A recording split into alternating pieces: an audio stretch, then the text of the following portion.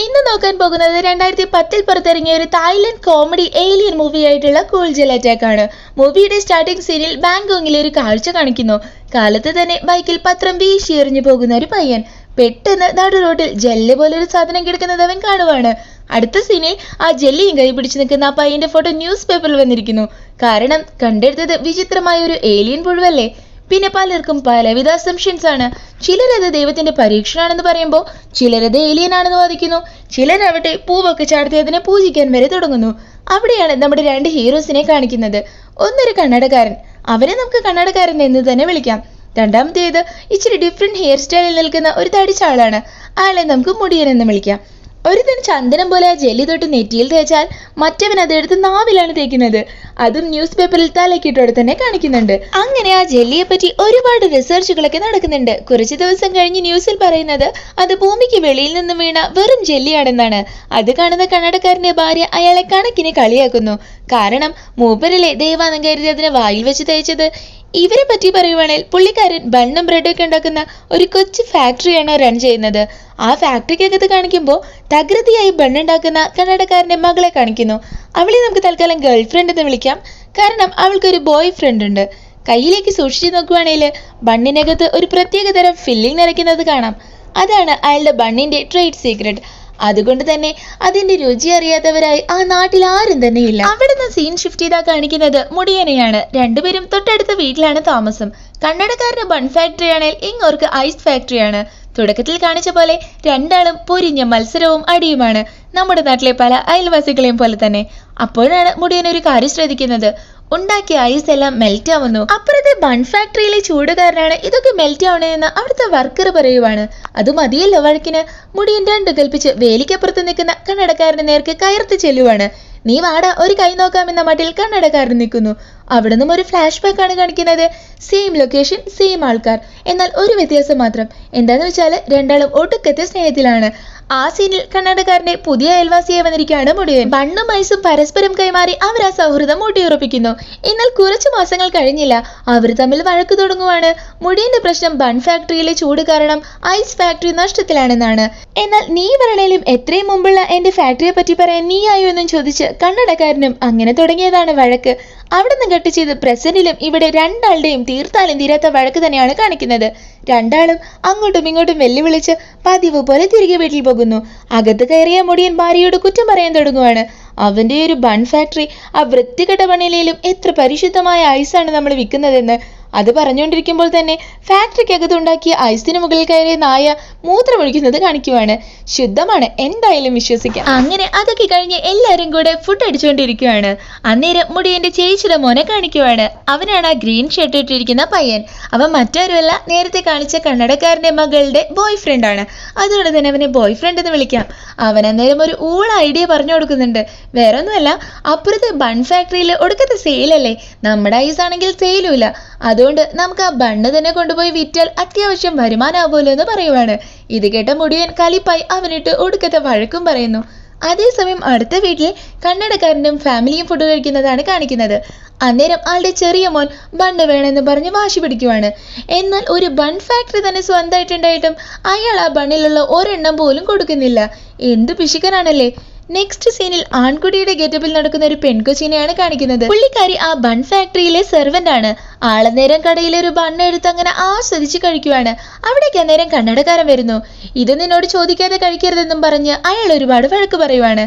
അന്നേരം ആളെ ഒന്ന് കൂളാക്കിയല്ലോ എന്ന് വിചാരിച്ച് അവള് ചോദിക്കുന്നു, സത്യത്തിൽ എന്താണ് ഈ ബണ്ണിന്റെ സീക്രട്ട് ഇൻഗ്രീഡിയന്റ്? ടേസ്റ്റ് ഒരു രക്ഷയില്ലാന്ന്. അന്നേരം അതൊക്കെ എന്റെ ട്രേഡ് സീക്രട്ട് ആണ്, നീ പോയി പണി ചെയ്യുന്നും പറഞ്ഞ് അവളെ അയാൾ പറഞ്ഞു വയ്ക്കുന്നു. അടുത്ത സീനിൽ ബോയ് ഫ്രണ്ട് പയ്യൻ തന്റെ ഗേൾ ഫ്രണ്ടിനെ ഇംപ്രസ് ചെയ്യാനായിട്ട് ഫുഡ് കഴിക്കും, ഒപ്പം തന്നെ ഫുട്ബോൾ എടുത്ത് തട്ടുകയും ചെയ്യുവാണ്. അത് കണ്ടുവന്ന കന്നഡക്കാരന്റെ മകൻ ഇത് അടിപൊളിയാണെന്ന് പറയുമ്പോൾ ഇയാളാവട്ടെ അവന് വഴക്ക് പറയുകയും ചെയ്യുന്നു. എന്നാൽ പെട്ടെന്ന് അവിടെ വന്ന ആ ഗേൾ ഫ്രണ്ടിനെ കണ്ടപാടെ പുള്ളിക്കാരൻ കുറച്ചുകൂടെ ഫോമിൽ കളിക്കാൻ തുടങ്ങുവാണ്. പയ്യെ പയ്യെ വേലിക്കടുത്ത് ചെന്ന് അവൾ അവിടെ കയ്യിലിരുന്ന ബണ്ണെടുത്ത് അവന് വലിച്ചെറിഞ്ഞു കൊടുക്കുവാണ്. എന്നാൽ കഷ്ടകാലത്തിന് അവിടെ അവളുടെ അച്ഛൻ വരുവാണ്. എന്നിട്ട് മോളെയും കൂടി അകത്തോട്ട് പോകുന്നു. അന്ന് രാത്രി അവർ ആ ബണ്ണ് തുറന്നു നോക്കുമ്പോൾ അതിനകത്തൊരു ഫോട്ടോയും ലവ് ലെറ്ററും പിന്നെ പറയണോ, രണ്ടാളും ജനാല വഴി ദൂരെ നിന്ന് പരസ്പരം അവരുടെ ലവ് അങ്ങനെ ഷെയർ ചെയ്യുവാണ്. അതിനിടയ്ക്ക് നീ വീട്ടിലേക്ക് വായോ എന്ന് അവളും വിളിക്കുന്നു. അത് കേൾക്കേണ്ട താമസം അവൻ ഹാപ്പിയായി വേഗം വേലിയും ചാടിക്കടന്ന് അങ്ങോട്ട് പോകുന്നു. അതേസമയം കണ്ണടക്കാരനെ കാണിക്കുമ്പോൾ അയാൾ ബൺ ഫാക്ടറിക്കകത്ത് എന്തോ ഒരു കാര്യമായ പണിയിലാണ്. പോകുന്ന വഴിയിൽ ആ ബോയ് ഫ്രണ്ട് ആണെങ്കിൽ അങ്ങോട്ട് കൂടെ എത്തി നോക്കിയാൽ കണ്ണടക്കാരൻ ബണ്ണിന് രുചി കൂട്ടാനായി പിങ്ക് കളറിലൊരു പൊടി ആരും കാണാതെ ചേർക്കുവാണ്. അമ്പട കള്ള, അപ്പൊ ഇതാണല്ലേ പരിപാടി എന്ന് അവനും വിചാരിക്കുകയാണ്. പെട്ടെന്ന് ആകാശത്ത് പ്രത്യേക തരം ഒരു മിന്നലടിക്കുന്നു. അതോടെ ദൂരെ നിന്നും എന്തോ വന്ന് ഒരു മരത്തിൽ ഘോരമായ ശബ്ദത്തിൽ വന്നിടിക്കുവാണ്. അത് കേട്ടപാടെ കണ്ണടക്കാരനും ബോയ് ഫ്രണ്ടും ഒരുമിച്ച് അലറുവാണ്. നുഴഞ്ഞു വന്നത് പിടിക്കപ്പെട്ടെന്ന് കരുതി അവനും, കെമിക്കൽ കലർത്തുന്നത് പിടിക്കപ്പെട്ടെന്ന് കരുതി കണ്ണടക്കാരനും രണ്ടു വഴിക്ക് ഓടിപ്പോകുവാണ്. അതേസമയം തന്നെ നേരത്തെ വീണ ആ സാധനത്തിൽ നിന്നും ഒരു ജെല്ലി പോലെ എന്തോ ഒന്ന് തെറിച്ച് അടുത്തുള്ള ഒരു വീട്ടിലോട്ടും വീഴുന്നു. ആ വീട്ടിനകത്താണേൽ അവിടെയുള്ള കൊച്ചിന് പനിയായിട്ട് കിടക്കുവാണ്. അന്നേരം ആ കൊച്ചിന്റെ തൊട്ടരികിലിരുന്ന അമ്മയാവട്ടെ ഹസ്ബൻഡിനോട് പുറത്തിരിക്കുന്ന ഫീവർ കൂൾ ജെല്ലി എടുത്തോണ്ട് വരാൻ പറയുവാണ്. നമ്മളൊക്കെ തുണി നനച്ചു വെക്കുന്നത് പോലെ ആ നാട്ടിൽ ഉപയോഗിക്കുന്ന ഒന്നാണത്. അതെടുക്കാൻ പോയ അങ്ങോരാവട്ടെ അവിടെ ഒരു പാത്രത്തിലെ വെള്ളത്തിൽ വീണ് കിടക്കുന്ന ആ ജെല്ലിയാണ് മാറിയെടുത്തോണ്ട് വരുന്നത്. അതും പോരാഞ്ഞ് അത് നെറ്റിയിലും വെച്ച് കൊടുക്കുന്നു. അന്ന് രാത്രി കാണിക്കുമ്പോൾ ആ കുട്ടിയുടെ തലയിലുള്ള ജെല്ലി ചുവന്ന നിറമാകുന്നുണ്ട്. അതായത് ആ എക്സ്ട്രാ ബോഡി ഹീറ്റ് ആ ജെല്ലി അബ്സോർബ് ചെയ്തു. നെക്സ്റ്റ് ഡേ മോർണിംഗ് കൊച്ചിന്റെ പനിയൊക്കെ മാറി ഉഷാറാവുന്നു. ഈ ഫീവർ കൂൾ ജെല്ലി കൊള്ളാലോന്നും പറഞ്ഞ് അത് കയ്യിലെടുത്ത് നോക്കുമ്പോഴോ അന്നേരത്തേക്ക് അത് ഇച്ചിരി വലുതായിരിക്കുന്നു. അത് കണ്ട് അവർ കൺഫ്യൂസ് ആകുന്നുണ്ട്. അവിടെ സീൻ കട്ടിതാ കാണിക്കുന്നത് ഒരു സ്കൂളാണ്. ആ സ്കൂളിൽ 3 കുട്ടികൾ അങ്ങനെ ഫേക്ക് ആയിട്ടുള്ള ജെല്ലെടുത്ത് കളിച്ചുകൊണ്ടിരിക്കുകയാണ്. അതിലൊരുത്തൻ കണ്ണടക്കാരന്റെ ഇളയ മോനാണ്. അവിടേക്ക് കഴിഞ്ഞ ദിവസം പനിയായി കാണിച്ച് ആ പെൺകുട്ടി വരുന്നു. കയ്യിലെ ഒറിജിനൽ ജെല്ലുമുണ്ട്. അതെടുത്ത് 3 ആൾക്കും അവള് കാണിച്ചു കൊടുക്കുന്നു. ഇന്നേരത്തേക്ക് ആ ജെല്ലിനൊരു കണ്ണുകൂടെ വന്നിട്ടുണ്ട്. കുട്ടികൾ അത് കണ്ട ആശ്ചര്യത്തോടെ അതിനെ നോക്കി നിൽക്കുവാണ്. അതേസമയം ആ ബൺ ഫാക്ടറിയിൽ കാണിക്കുമ്പോൾ അകത്താണേൽ ആ വേലക്കാരി പെണ്ണാവട്ടെ തകൃതിയായി പണിയെടുക്കുവാണ്. എന്നാൽ അവിടെ മൊത്തം കെട്ട വാസനയാണ്. ആ മണം പിടിച്ച് മൂക്കും പൊത്തിയാണ് കണ്ണടക്കാരൻ അങ്ങോട്ട് വരുന്നത്. എന്താണ് ഇവിടെ നിന്ന് ചോദിക്കുമ്പോഴാണ് അവള് പറയുന്നത് അതവള് കണ്ടുപിടിച്ച പുതിയ ബൺ റെസിപ്പിയാണത്രേ. നാറുന്നു, അതൊന്നും എടുത്ത് കളയെന്ന് പറഞ്ഞാലോ. ഓ പിന്നെ അത് നിങ്ങൾക്ക് അസൂയായിട്ട് പറയുന്നതാണെന്നും പറഞ്ഞ് അവൾ അത് തിന്നു കാണിക്കുവാണ്. അടുത്ത സീനിൽ കാണിക്കുമ്പോൾ കണ്ണടക്കാരൻ ഭാര്യയുമായി സംസാരിക്കുവാണ്. ഒരു ചെറിയ പ്രശ്നമുണ്ട്. എന്താണെന്ന് വെച്ചാൽ അവിടെയുള്ള ഒരു റൗഡി അടുത്തുള്ള ഭൂരിഭാഗം വീടുകളും ആളുടെ പേരിലാക്കി. അതുകൊണ്ട് തന്നെ ഇനി ബാക്കിയുള്ളത് ഇയാളുടെയും ആ മുടിയന്റെയും വീട് മാത്രമാണ്. സോ അതിനെതിരെ ഒരുമിച്ച് നിൽക്കണേൽ രണ്ടാളും കൂടെ നിന്ന് സംസാരിക്കണം. അതേപറ്റിയാണ് പറയുന്നത്. മനസ്സില്ലാ മനസ്സോടെ ആണെങ്കിലും അക്കാര്യം സംസാരിക്കാനായിട്ട് കണ്ണടക്കാരൻ മുടിയന്റെ വീട്ടിലോട്ട് പോകുവാണ്. എന്നാൽ ഇടയ്ക്ക് വെച്ച് ആ ബോയ് ഫ്രണ്ടിനെ കാണുന്നു. അന്നേരം രണ്ടാളും കൂടെ വീണ്ടും വഴക്കാണ്. എന്തിനാണ് എന്റെ വീട്ടിൽ രാത്രി വന്നതെന്ന് കണ്ണടക്കാരനും ഏത് കെമിക്കലാണ് ബണ്ണിൽ ചേർത്തതെന്ന് ആ ബോയ് ഫ്രണ്ടും. ഇതൊരു നടക്കി പോവില്ലെന്ന് മനസ്സിലായ കണ്ണടക്കാരനാവട്ടെ മതി നീ ചെന്നാ മുടിയനെ വിളിച്ചോണ്ട് വാ, എനിക്കിത്തിരി സംസാരിക്കാനുണ്ടെന്ന് പറയുവാണ്. കറക്റ്റ് അന്നേരം തന്നെ അവിടേക്ക് മുടിയനും എത്തുന്നു. എന്നാൽ ഉള്ളിലുള്ള കോംപ്ലക്സും ഈഗോയും ഒക്കെ കൂടി കലർന്ന കാരണം അവൻ വീണ്ടും സംസാരിക്കാൻ വന്ന കാര്യം പറയാണ്ട് വഴക്കിടുവാണ്. എന്നാൽ ഒരു വിധത്തിൽ കൺട്രോൾഡായി വന്ന കാര്യം പറയുന്നു. ആ ഗ്യാങ്സ്റ്ററിനെ മാള് കെട്ടാനായിട്ട് നമ്മുടെ സ്ഥലം കൈക്കലാക്കാൻ അയാൾ വരുന്നുണ്ട്. എന്താ ചെയ്യാന്ന് ചോദിച്ചാൽ മുടിയനും വളരെ നോർമലായി തന്നെ സംസാരിക്കുവാണ്. സംസാരിച്ച് വീണ്ടും അത് വഴക്കിൽ തന്നെ വന്ന് നിൽക്കുവാണ്. അടുത്ത സീനിൽ മുടിയന്റെ വീട്ടിൽ വളർത്തുന്ന ആ ഡോഗിനെയാണ് കാണിക്കുന്നത്. അത് കളിച്ച് ഒരു മരത്തിന് താഴെ വന്ന് മൂത്രമൊഴിക്കുവാണ്. ആ മരം ഏതാന്ന് ഓർമ്മയുണ്ടോ? കഴിഞ്ഞ ദിവസം ആകാശത്തുനിന്ന് എന്തോ വന്ന് വീണ അതേ മരം. അടുത്ത വീട്ടിൽ വീണ ജെല്ലിയെ പോലെ എന്തോ ഒന്ന് ആ മരത്തിന് മുകളിലുമുണ്ട്. കഴിഞ്ഞ ദിവസം നമ്മളൊരു കാര്യം ശ്രദ്ധിച്ചില്ലേ? ആ ജെല്ലിക്ക് ചൂട് വളരെ ഇഷ്ടമാണ്. അതുകൊണ്ടാണ് ആ ചൂട് അത് അബ്സോർബ് ചെയ്തത്. മൂത്രത്തിനും ചൂട് കാണില്ലേ? അതുകൊണ്ട് ആ ജെല്ലി അതിലോട്ട് ചാടുന്നു. അത് കണ്ട ഡോഗ് അവിടെ വന്ന് അത് മണപ്പിച്ചു നോക്കുവാണ്. അന്നേരം ആ ജെല്ലി അതിന്റെ വായിലോട്ട് ചാടി കയറുവാണ്. ആ നായ പാവം അവിടെ പിടഞ്ഞുകൊണ്ടിരിക്കുന്നു. കുറച്ചു കഴിഞ്ഞ് പ്രേമസലഭം നടത്തുന്ന നമ്മുടെ കമിതാക്കളെയാണ് കാണിക്കുന്നത്. അവർക്കിടയിലേക്കാണ് ആ ഡോഗുടി വരുന്നത്. ആ പെണ്ണാണേൽ അതിനെ എടുത്ത് നന്നായിട്ടുണ്ട് കൊഞ്ചുവാണ്. അന്നേരം പെറ്റ്സിനെ ഇഷ്ടമെന്ന് കാണിക്കാനായിട്ട് അതിന്റെ ചുണ്ടത്ത് തന്നെ ഉമ്മ വയ്ക്കാൻ അവൾ നോക്കുന്ന നേരം ആ നായയുടെ വായിലുള്ള ജെല്ല് അവളുടെ വായിലോട്ട് ചാടാൻ റെഡി ആയിട്ട് നിൽക്കുവാണ്. ഭാഗ്യത്തിന് മതി എടുത്തതെന്നും പറഞ്ഞ് ആ ബോയ് ഫ്രണ്ട് ആവട്ടെ അതിനെ വാങ്ങിച്ച് താഴെ വെക്കുന്നു. തൽക്കാലത്തേക്ക് അവളെ എസ്കേപ്പ് ആവുന്നുണ്ട്. എന്നാൽ കിട്ടിയ ചാൻസിൽ നായ്ക്ക് കൊടുക്കാനിരുന്ന കിസ് എനിക്കങ്ങ് തന്നേക്കെന്ന് അവൻ പറയുവാണ്. എന്നാൽ പെട്ടെന്ന് അവിടേക്ക് ആ ഗ്യാങ്സ്റ്റർ വരുവാണ്. അത് കണ്ട പെൺകുട്ടി പേടിച്ച് ഓടിച്ചെന്ന് അച്ഛനോട് കാര്യം പറയാൻ നോക്കിയാലോ. ബൺ ഫാക്ടറിയിലെ നാറ്റം കാരണം മൂക്കും പൊത്തിയാണ് ചെല്ലുന്നത്. അവിടെ ചെന്ന് കാര്യം പറയുന്നു. അത് കേട്ട് അയാൾ പുറത്തേക്ക് ഇറങ്ങിയാൽ വില്ലൻ നേരത്തെ വന്ന് കസേരയിലിരുന്ന് സിഗരറ്റ് വലിച്ചുകൊണ്ടിരിക്കുവാണ്. ആ പുകയുടെ ചൂട് തട്ടിയ നായ ഒരു സെക്കൻഡ് അവിടെ നിൽക്കുന്നു. അന്നേരം തന്നെ പിന്നീട് കാണിക്കുന്നു കാണിക്കുന്നത് നായയുടെ വായിലെ ജെല്ലി നേരെ ആ ഗാങ്സ്റ്ററിന്റെ വായിലോട്ട് കയറി പോകുന്നതാണ്. എന്നാൽ അന്നേരം മുടിയനെയും കൂട്ടി കന്നഡക്കാരൻ അങ്ങോട്ട് വരുവാണ്. അന്നേരം ഗാങ്സ്റ്ററിനെ അവിടെ കാണാനില്ല. എന്നാൽ പുറത്ത് തന്നെ ആ നായ ഐസ് കട്ട പോലെ വെറുങ്ങലിച്ച് തണുത്തുറഞ്ഞ് ചത്തു കിടക്കുന്നുണ്ടായിരുന്നു. രണ്ടാളും അന്നേരം കരുതുന്നത് അതെല്ലാം ചെയ്തത് ആ ഗാങ്സ്റ്റർ ആണെന്നാണ്. അങ്ങനെ അന്ന് രാത്രിയായി. അവിടെ ഒരു അവിഹിതമാണ് കാണിക്കുന്നത്. ആരെന്ന് വെച്ചാല് നമ്മുടെ മുടിയന്റെ വൈഫും ബൺ ഫാക്ടറിയിലെ വേലക്കാരിയുമാണ്. ഒരു ലെസ്ബിയൻ പ്രണയമാണ് അവിടെ വർക്കൗട്ട് ആവുന്നത്. അവരങ്ങനെ ഒളിച്ചും പാത്തും പ്രണയിച്ചുകൊണ്ടിരിക്കുമ്പോൾ പെട്ടെന്ന് അവർക്കിടയിലേക്ക് ആ ഗാങ്സ്റ്റർ വന്ന് വീഴുവാണ്. ആളുടെ വായിലെ ജെല്ലാവട്ടെ നേരെ ആ വേലക്കാരി പെണ്ണിന്റെ വായിലോട്ട് ചാടാൻ നോക്കുന്നു. അത് കണ്ട മുടിയന്റെ ഭാര്യ ഒരു വടിയെടുത്ത് ആ ഗാങ്സ്റ്ററിന്റെ തലക്കിട്ടൊരു അടി കൊടുക്കുവാണ്. അന്നേരം തന്നെ അവന്റെ ബോധം പോകുന്നു. എന്നിട്ട് രണ്ടാളും പേടിച്ച് അവിടുന്ന് ഓടിപ്പോകുവാണ്. എന്നാൽ പുറത്താവട്ടെ ശബ്ദം കേട്ട് കള്ളനാന്നും കരുതി കന്നഡക്കാരനും ഭാര്യയും വീട്ടിലെ ചട്ടകവും ഫ്രൈയും പാനും ഒക്കെ എടുത്തിട്ട് തല്ലാനായിട്ട് റെഡിയായിട്ട് ഓടി വരുവാണ്. എന്താണെന്ന് അറിയാനായിട്ട് എല്ലാവരും അകത്തോട്ട് കയറി നോക്കിയപ്പോൾ ഗാങ്സ്റ്റർ അവിടെ കിടക്കുന്നു. വായിലാണെങ്കിൽ ആ ജെല്ലും ഉണ്ട്. അന്നേരം ജെല്ലാവട്ടെ ഇനി ഈ ചൂടുള്ള സ്ഥലം ഏതാന്ന് അറിയാനായിട്ട് അങ്ങനെ പുറത്തോട്ട് നോക്കുമ്പോൾ കന്നഡക്കാരനാണ് കണ്ണിൽ പെടുന്നത്. അത് കന്നഡക്കാരനെ അടുത്ത് ചാടാനായിട്ട് റെഡിയായി നിൽക്കുന്ന നേരം അവൻ പേടിച്ച് ബാക്ക് ഫ്ലിപ്പ് അടിച്ച് നേരെ ബാക്കിലോട്ട് അങ്ങനെ പോകുവാണ്. അവസാനം അവിടെ കണ്ടൊരു ചുവരിൽ പോസ്റ്റർ ആകുകയും ചെയ്യുന്നു. അന്നേരം ഒരിടത്തേക്ക് തെറിച്ചു വീണ ആ ജെല്ലി ആവട്ടെ അവനെ വിട്ടിട്ട് ബാക്കിയുള്ളവർ ഓരോരുത്തരെയും ചേസ് ചെയ്ത് അവരുടെ വായിലോട്ട് കയറുവാനായിട്ട് നോക്കുവാണ്. എന്നാൽ കറക്റ്റ് സമയത്ത് ഒരു പാത്രത്തിന്റെ മൂടിയെടുത്ത് കന്നഡക്കാരൻ പടവെട്ടുകാരനെ പോലെ വന്ന് നിന്നതും പറന്നു വന്ന ആ ജെല്ലി നേരെ അതിലിടിച്ച് വീഴുന്നു. താഴെ നോക്കിയാൽ അതിനെ കാണാനില്ല. നോക്കുമ്പോൾ അത് അന്നേരത്തേക്ക് അവന്റെ പോക്കറ്റിലാണ് വീണത്. അതിനെ കൊല്ലാനെന്നും പറഞ്ഞ് കന്നഡക്കാരൻ തള്ളി താഴെയിട്ട് എല്ലാവരും ചവിട്ടോട് ചവിട്ടാണ്. ഒരു വിധത്തിൽ അത് അവിടേക്കോ മാറിപ്പോകുന്നു. അന്നേരം എല്ലാവരും കൂടി അവിടുന്ന് ഓടിപ്പോയി നേരെ വീട്ടിൽ ചെന്ന് വാതിലടയ്ക്കുവാണ്. എന്നാൽ അപ്പോഴേക്കും നമ്മുടെ മുടിയന്റെ ഭാര്യയുടെ ബോധം പോയിട്ടുണ്ടായിരുന്നു. അതേസമയം പെട്ടെന്ന് അവളുടെ ദേഹത്ത് ഗൂസ് ബംസ് വരുവാണ്. അത് കണ്ട വേലക്കാരി പെണ്ണ് ഒരു കാര്യം പറയുന്നു. നേരത്തെ ആ ജെല്ലെടുത്ത് വന്നപ്പോഴും ഇവൾക്ക് ഇങ്ങനെ ഉണ്ടായി എന്ന് അവള് നോട്ടീസ് ചെയ്തിട്ടുണ്ടായിരുന്നത്രേ. അതേസമയം ജെല്ലിവിടെ ഉണ്ടോന്ന് വിചാരിച്ച് അവരങ്ങനെ പേടിച്ചോണ്ട് നിൽക്കുമ്പോൾ വാതിലും തള്ളി തുറന്ന ഒരാൾ അകത്തോട്ട് വരുവാണ്. വന്നത് മറ്റാരും ആയിരുന്നില്ല, അത് കന്നഡക്കാരന്റെ ഇളയ മോനായിരുന്നു. നീ എന്താ സ്കൂളും വിട്ട് ഇത്രയും വൈകി വരുന്നെന്ന് ചോദിച്ച് അവനെ ഹീറോ വഴക്ക് പറയുവാണ്. അതേസമയം ട്യൂഷനൊക്കെ കഴിഞ്ഞ് വരാൻ ലേറ്റ് ആയെന്നും പറഞ്ഞ് അവരെങ്ങനെ അഡ്ജസ്റ്റ് ചെയ്യുവാണ്. അന്നേരം നീ പുറത്തെന്തെങ്കിലും ജെല്ല് പോലെ എന്തിനേലും കണ്ടോ എന്ന് ചോദിച്ചാൽ ഒന്ന് ആലോചിച്ച് നിന്ന ശേഷം ബാഗിൽ നിന്നും ഒരു ജെല്ലി എടുത്ത് കാണിക്കുവാണ്. അത് കണ്ട് എല്ലാവരും മോൺസ്റ്റർ എന്ന് പറഞ്ഞ് പേടിക്കുമ്പോൾ അവരവട്ടെ ഇത് മോൺസ്റ്റർ ഒന്നുമല്ല, സ്കൂളിൽ നിന്ന് എനിക്ക് ഗേൾ ഫ്രണ്ട് തന്നതാണ്, ഗിഫ്റ്റ് ചെയ്തതാണെന്ന് പറയുവാണ്. പേടിച്ചു പോയ ഹീറോ അതിനെ വലിച്ചെറിയുവാണ്. അന്നേരം അതവിടെ ചാടി നേരെ വീഴുന്നത് നേരെ ചവിട്ടിയിട്ട ആ ജെല്ലിയുടെ അടുത്തേക്കായിരുന്നു. ആ രണ്ട് ജെല്ലുകളും അടുക്കുന്നത് കണ്ട് പേടിച്ച് എല്ലാവരും നേരെ മുകളിലെ നിലയിലേക്ക് ഓടുവാണ്.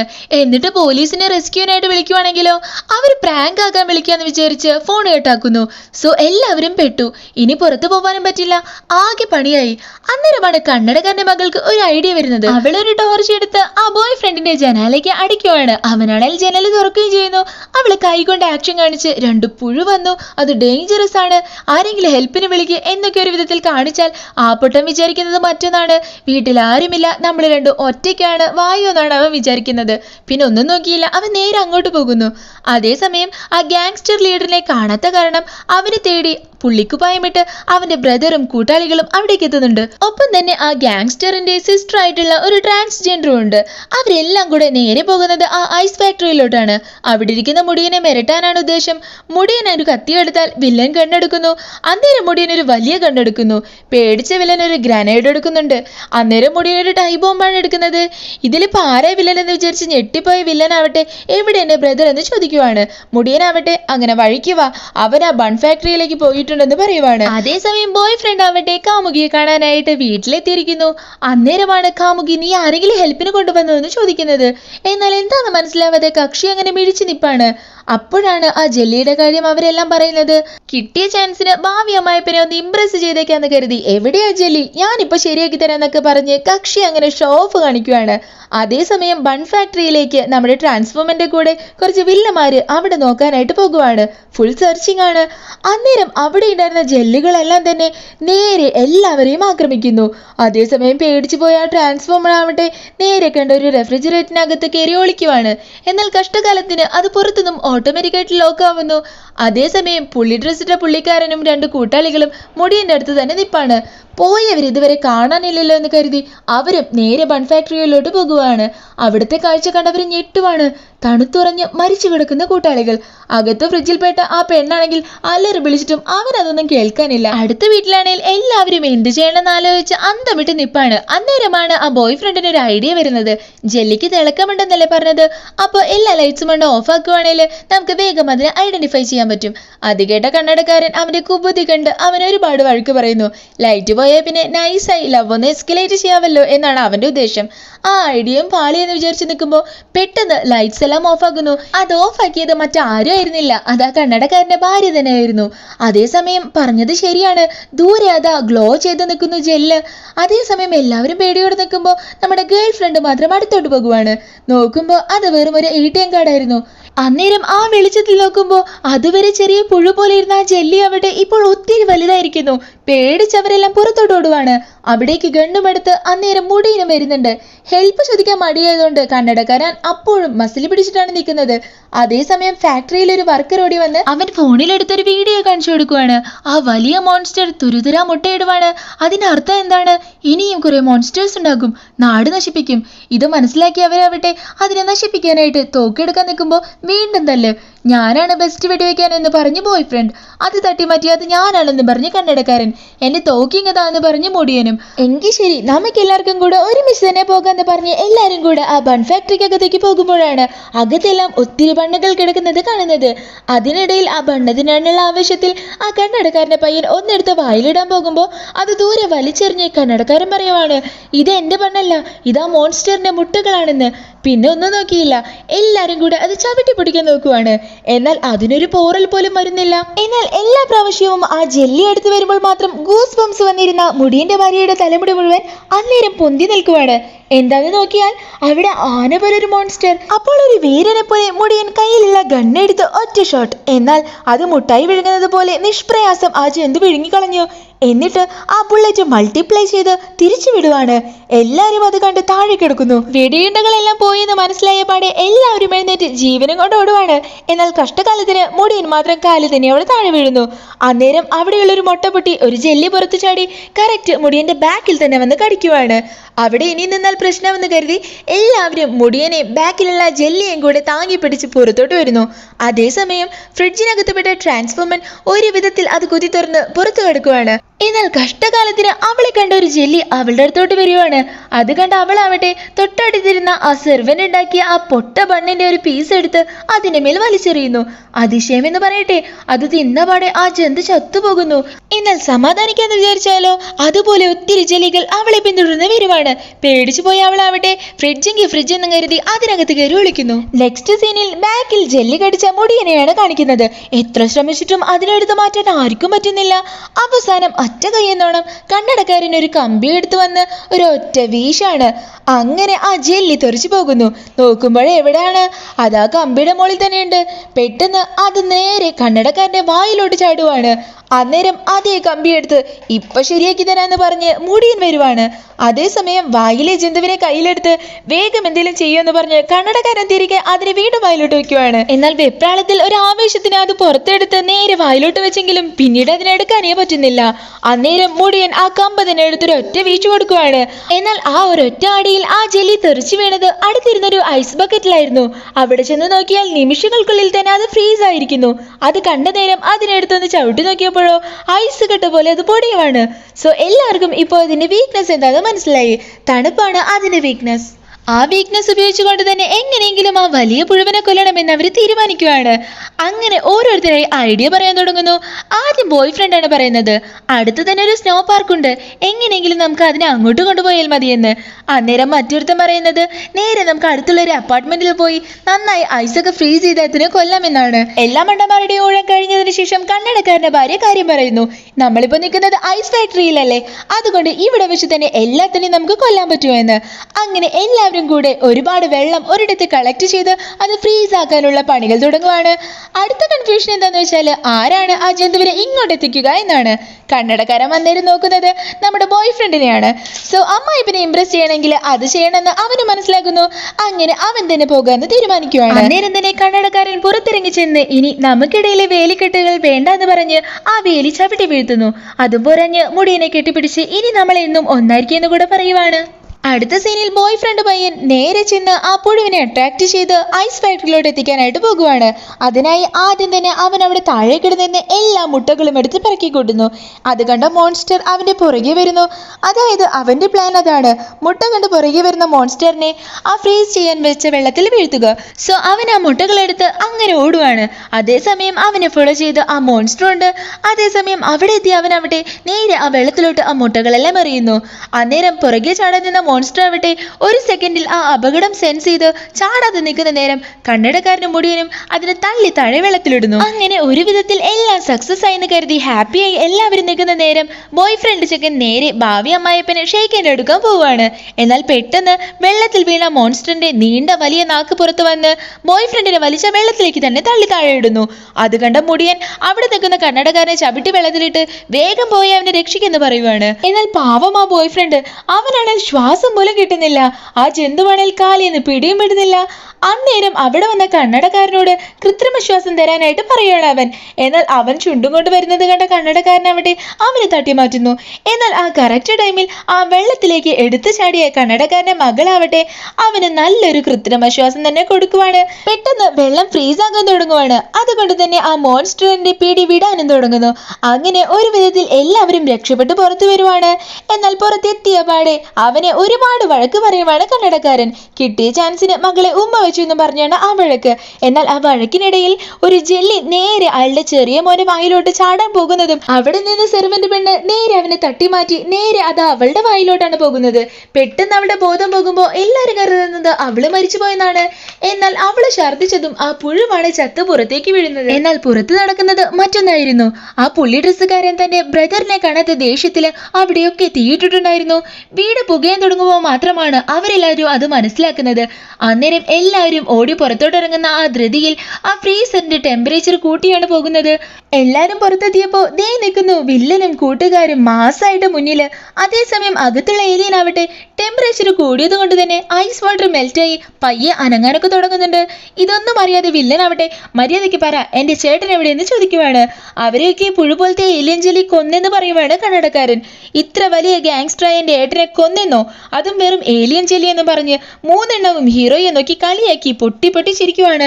എന്നാൽ അധികം ചിരിക്കേണ്ടി വന്നില്ല കേട്ടോ. പുറകെ വന്ന ആ വലിയ പുഴു ഒറ്റ വായ തുറക്കലിൽ മൂന്നാളെയും അകത്താക്കി. അന്നേരം വില്ലന്റെ ഒരു കൈ മാത്രം പുറത്തുണ്ട്. അതിലുണ്ടായിരുന്ന ഗ്രനേഡ് എടുത്ത് പൊട്ടിക്കാന്ന് വെച്ചാൽ അത് ഡമ്മിയായിരുന്നു. അന്നേരം അവിടേക്ക് എങ്ങനെയൊക്കെയോ രക്ഷപ്പെട്ട് ഓടി വന്ന ട്രാൻസ്ഫോമർ ആവട്ടെ അവിടെ ഇരുന്നൊരു ബണ്ണ് കഴിച്ചപ്പോഴാണ് ഒരു പുഴു ചത്തെന്ന കാര്യം പറയുവാണ്. അപ്പോഴാണ് അവർക്കൊരു കാര്യം മനസ്സിലാകുന്നത്. ആ ബണ്ണെന്ന് പറയുന്നത് ആ സെർവന്റ് ഉണ്ടാക്കിയ ബണ്ണാണ്. ആ ബണ്ണാണെങ്കിൽ അവള് തന്നെ നേരത്തെ കഴിച്ചിട്ടുണ്ട്. അതുകൊണ്ടായിരിക്കും ആ പുഴു അവളുടെ വായിലോട്ട് പോയിട്ടും അവൾക്കൊന്നും പറ്റാതിരുന്നത്. പോരാത്തതിന് പുറത്തെത്തിയ ആ പുഴു അവിടെ ചത്തുപോകുകയും ചെയ്തിരുന്നു. സോ ആ ബണ്ണിനകത്ത് കാര്യമായ എന്തുകൊണ്ടെന്ന് അവർക്ക് മനസ്സിലാകുവാണ്. അതുകൊണ്ട് തന്നെ എല്ലാവരും അതിലുള്ള ഓരോരോ ഇൻഗ്രീഡിയന്റ് ആയിട്ട് ആ പുഴുവിന്റെ വായിലോട്ട് തന്നെ എറിഞ്ഞു കൊടുക്കുകയാണ്. ആ ജന്തു അവിടെ എല്ലാം ആസ്വദിച്ചു തിന്ന് നേരെ അത് എറിഞ്ഞു തന്നവരുടെ മുഖത്തോട്ട് തന്നെ തിരിച്ചു തുപ്പുവാണ്.